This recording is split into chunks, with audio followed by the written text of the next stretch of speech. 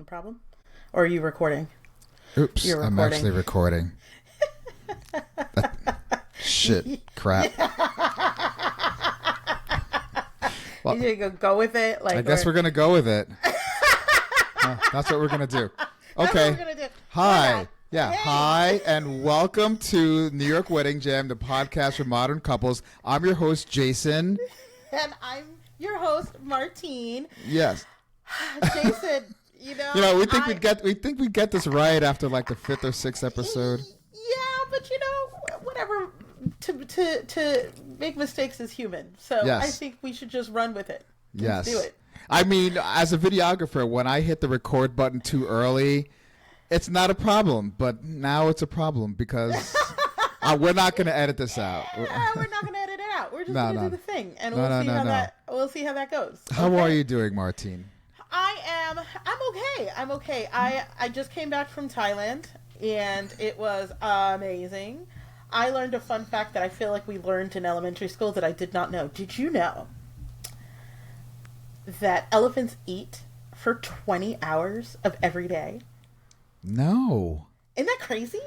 That sounds hours. It's like, that sounds amazing. First of all, I love that. that's all they do. They eat and they sleep. They sleep only for 4 hours, and then they eat for the other 20. So even when you're like hanging out with the elephants, they're just there in the background, like eating. Wow. So all of my pictures with the elephants are with the elephants actually still eating. I saw a lot of your social media posts, and I saw you with the elephants, but I didn't see them eating. That's weird. And every nature show I've ever seen, they're walking around or hanging out with the babies, but I never see them eating in nature shows.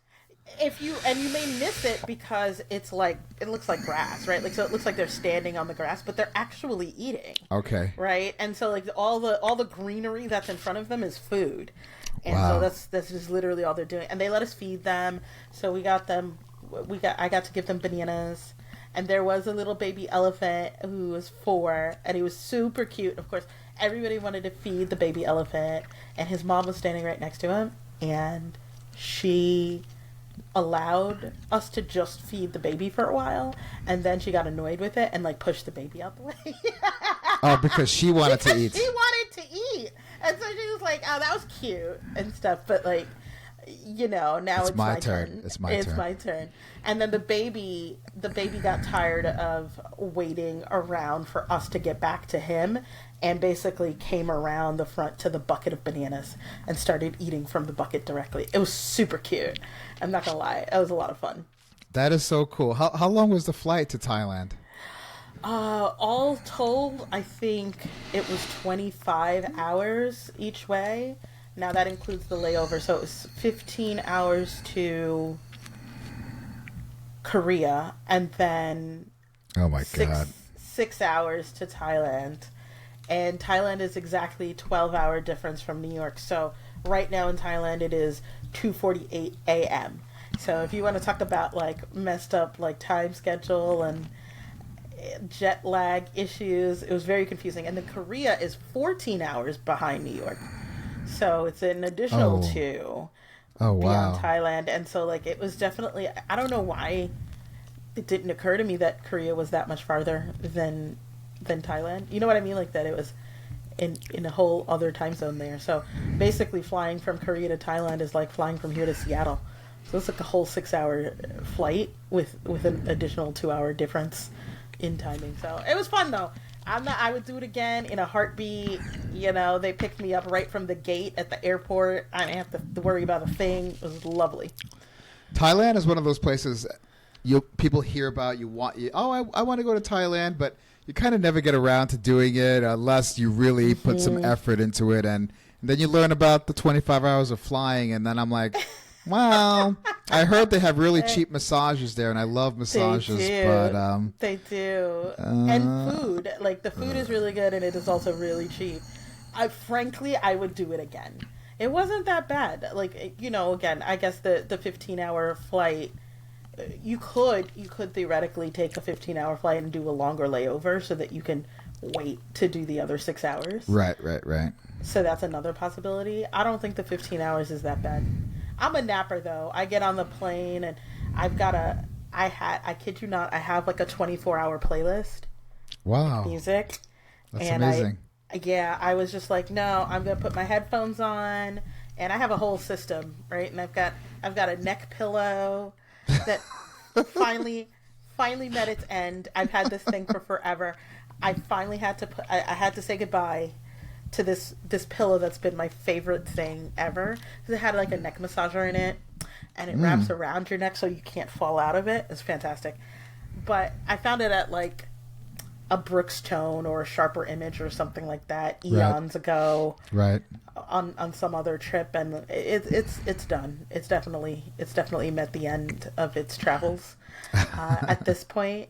But I'll just put, and I get a window seat because I don't want to be bothered by the people in the aisle and all the walking down that they do. Usually, especially so on the 6-hour flight, I got a note on because they feed you or whatever. And I got a note that was like, "Sorry you were napping. If you need anything, please let us know when you wake up." Wow. Well, did you fly first class? Like, what? I never had that. That's Nope, cool. I did not fly first class. I was definitely with the plebes in the back. Oh my God. It was there. It was the flight attendants were great. The whole trip was absolutely fantastic. So highly recommend, even if it is a long flight. But you should be prepared for that piece. So one last question about Thailand. Did you Yes. have fun? I had a great time. It was fantastic, and I feel like fun is my middle name, right? And that's what I want to do with my clients. And when we get to wedding day, I want all of them to have fun too, right? Because that's what it's about. It's a party. Who wants to be sour at a party? That doesn't sound awesome to me. How about you? Well, I've been to a few weddings where one of the two, right, one of the bride or the groom, or in some cases one of the two grooms, was not having fun. They were sour. So it isn't, your wedding day isn't necessarily the funnest day if you don't have the right mindset going into it. So, or the right planning, like beforehand. And I think that's what I've seen most often when people are not having fun at their wedding. Some of the things that I've seen in the past is that people are expecting perfection, but life is not perfect, right? So for example, you really wanted your wedding outside, but it's raining on your wedding day, and so now you're sour that you're not getting your outdoor wedding. And some of these things we just got to let go, right? Let go and have fun anyway, because it should be about the moment between the two of you as a couple and enjoying that with your friends and family. I've also seen people get really into the weeds, right? So one of the things I help with as the planner is I'm managing the details on the back end, and that includes all the things that may not have been done or all the emergencies that come up. And I don't tell my clients, right? Things that might have gone wrong that they just don't need to know, because I'm here to solve the problem for them. But if you don't have that, or if you're the kind of client who can't let go of the details and just be present, you're going to end up in a situation where you're trying to manage things that you probably don't need to be managing on your wedding day. It's all the reason that I confiscate cell phones from the couple on the day of, right? So if you're getting married, your cell phone's getting taken because you don't need it. People call about really random, nonsensical things. I'll give you a couple examples. I've heard people ask where the wedding was. Yeah, calling the couple to ask them where the wedding was, or what time it starts, or how do they get there. What time it starts. What time it starts? How do I get there? So I'll give you one. And I answered this call, right, because I confiscated the cell phone. They were like, okay, yes, I understand that the invitation says 3 p.m. But is that the actual start time? Just show up at 3. That's what it says, right? Like, so come when the thing says to come. And if you didn't have this conversation beforehand, why didn't you ask when you got the invitation? Why didn't you ask when, at least, the night before you were at the rehearsal dinner or whatever? Why are you calling hours before the wedding to ask questions to which you should have the answers already. It's absolutely maddening. To reference one of our previous podcasts, that person must be number 200 on the guest list. Like, exactly. Just today is a Super Bowl, and I don't know if you know, Mr. Irrelevant is like the last person chosen in the draft, and I think that client or that guest might have been the last person invited. Exactly. They didn't want to be embarrassed walking in late to the ceremony. But, then show up with the time on the invitation says. Like, I don't understand. I wanted to get back to something you were talking about earlier when you're saying, there are some people I take their phones. Yeah. And there are, if you're the kind of person who needs control. So, as someone with a psychology background, I noticed that you're able to kind of tell which of your clients are most likely to have an increased level of anxiety on the day of because of maybe they're type A or maybe they are planners by nature in their personal lives. And so instead of being present and enjoying the day and their friends and family, they're managing the day instead of enjoying the day. And I think that's certainly something, because we've been talking about fun, but we've not been telling our listeners how. And I would say that the first tip is know yourself, right? Yeah. And if you know that you're the type of person who is a type A person, you need to give up that control. And I know you're going to talk more about this later, Martine, but if you know you're the anxious type, there are some people who aren't in control necessarily, but are very anxious, right? And so if that involves like getting your mind ready before the wedding and as you're planning and leading up to the wedding, kind of making promises to yourself to not, or if medication is involved, and while I am a psychologist, I'm not going to, promote the taking your prescribing meds, but if that is something that's in your regular regimen, then certainly keep with that on the day of so that your anxiety levels are lower. 100%. And I think, again, knowing yourself is the most important part. But frankly, Jason, part of this is just what I do with my couples. We have these conversations well in advance.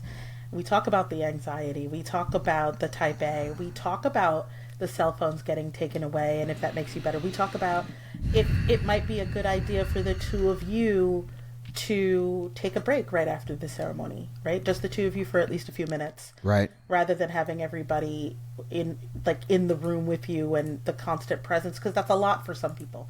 It's actually a Jewish wedding tradition that I sort of borrowed now at this point for some of my clients with anxiety, or if they just, again, personal preferences, if they're super introverted and they know it's going to be a lot on the day. But I also just try and prep them for, there's no getting around the fact that there are going to be a lot of people who want your attention during this moment.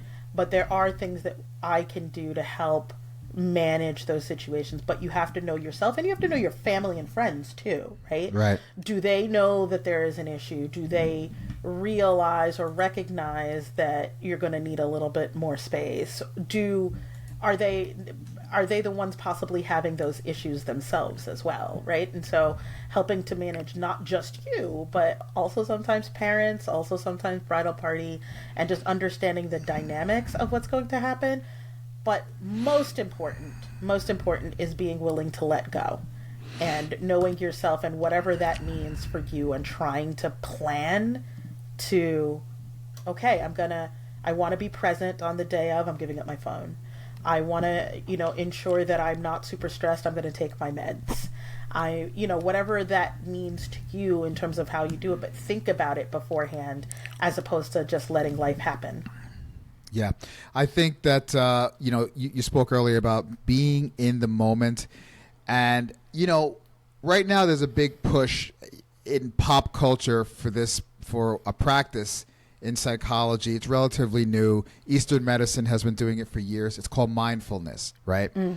And mindfulness is really the practice of being in the moment, not for any other purpose, but just to experience what is happening, like right there at the, in the moment. And people go through, classes. I've taken courses in this. to teach other people how to do it. But of course, it's not something that you're literally going to do at your wedding. But the mindset is what's important. The mindset of being present and not being distracted by what's happening tomorrow or the things that have been happening in the past, drama perhaps, but simply accepting what is happening right in front of you and hopefully, enjoying it. Right. And I mean, again, to that point, like, again, I've done breathing exercises with my couples if as necessary, right? Like if we're, hey, we might need to do it. You're just going to take a moment to breathe right here, and it's also, like I said, part of letting go and just allowing yourself to experience the moment, as you said, but you have to be prepped for that. And a lot of times, especially if you're in the weeds and in the details too deep, it's hard to let go. One of the things that I tell people before we book is if somebody else isn't doing it, you are the one, right? You are the one who is going to be responsible for answering all of the questions on the day of the event. They're not going to go to your best friend or your mom. They're going to come to you because vendors know you as their client, right? And so learning that we gotta switch those controls over to somebody else, otherwise you're going to be the one who has to deal with them. And I had a client very recently where we had that conversation beforehand and she couldn't let go, and I did my best to try and warn her and avoid the situation, but she was just answering all the vendor questions and going back and forth with them and not telling me and filling me in on the details. And when we got to the day of, she was the one with the answers, and so that's who they wanted to go to, right? So it's really important that if you want to enjoy it, if you want to not be the go-to person on the day of, to transfer that power to somebody else. Yeah. So I know that one of the things that you wanted to talk about was full service planning versus partial planning and just planning in general. Because I think that when somebody is able to give away the director role or the manager role on the day of the wedding, it just relieves so much decision making and stress off your back. I can tell you, I know oftentimes I reference myself in this podcast, but I did not have a planner. And certainly it is one of our regrets for our wedding. I hear that one a lot. That one a lot. Absolutely. And I think the biggest difference, just to put a final point on it, between a coordination client and planning clients, planning isn't for everybody. I'll be honest with you. Like full service planning might not be for you if you have trouble letting go, right? Like if it's the kind of thing where you've had this big dream for how your wedding operates for your whole life, and you're going to have a hard time allowing details to be controlled by somebody else. You might not want to do that, right? But the difference is allowing yourself to let go of the process. It's a little harder to disconnect later than it is if you start that early. So if you start early with, I have a planner and we're just going to follow this process, we trust her to get us the information that we need, and we're going to ensure that our needs are being met throughout the process, but you're not in charge of the details at any stage, then on the day of, you're still not in charge of the details. As opposed to, you've been in charge of the details, and now you have to transfer the power to a manager, if you will, for the day of. So I feel like that's the biggest difference, is that one way or the other, it's a good idea to not be the one in charge on the day of, but doing what you can to ensure that mindset-wise you're ready to let it go and just have a good day. Yeah, I mean, you're saying if it's not for everybody, and I know, well, this probably wouldn't be you, because if you're not working, then they haven't hired a planner. And of course, I've worked with many couples that have not had planners, and there has been such a mixed bag. There are some people who there's so many different types of personalities, right? There are the super planners who during the day of are able to let go and enjoy, and sometimes things don't go right or things don't go as planned, or the venue steps in and sometimes does a pretty decent job, and the photographer helps out a lot and does a great job, and things go really great. And the person planned it on their own, and the vendor team does a great job at smoothing out all the rough edges. Right. But then there are other people who, same thing. They've put their team together. The team is good. The team is doing its best to kind of manage the day collectively as a group, and things that maybe don't go exactly as planned can set, I've seen it set people off, and to where they have a resting face for the remainder of the day, and I'm thinking the rest of the day they're going to be remembered. They're going to remember. Well, certainly from photo and video standpoint, and as someone that's been looking at their footage for days and days and days, I'm seeing this puss on their face, and I'm like, oh my God, this is forever. And there's no going back to it, right? Like you miss it, right? And so if it gets captured that way, that's the kind of day that you had. To me, I work with tons. In fact, I would say the majority of my clients are type A planners, but they're the kind of people who understand that they don't, because they do this on a regular basis, they know they don't want to do it on the day of their wedding, right? Because they understand exactly what that might involve. And I think that's the biggest difference, truthfully. Some people understand the difference, and maybe you want it and maybe you don't. And then there are others who just don't get it. And what I'm hoping to shed light on in this podcast is at least putting some thought into how you want the day to go so that you can make the most of it. Yeah. And certainly there are budgets at all different, planners that operate at all different budgets and provide different levels of service, but certainly someone to take the reins is something that I wish we had done. So and I cannot tell you the number of times I've heard that. Yeah. The number of times that I've heard, I wish we had just hired her earlier in the process. So I wish we had gone with full service instead of coordination. Mm-hmm. These things happen. And again, everybody, I get it. Budgets are budgets. But finding somebody who works with you and can get you because I also, we'll talk about this another time, Jason, but part of my job is also to save you money elsewhere. So sometimes the investment is totally worth it. And if it makes sense for you, I highly suggest at the very least, whether you do have a planner or whether you don't, ensuring that you have made time to think about how you want your day to go. Right.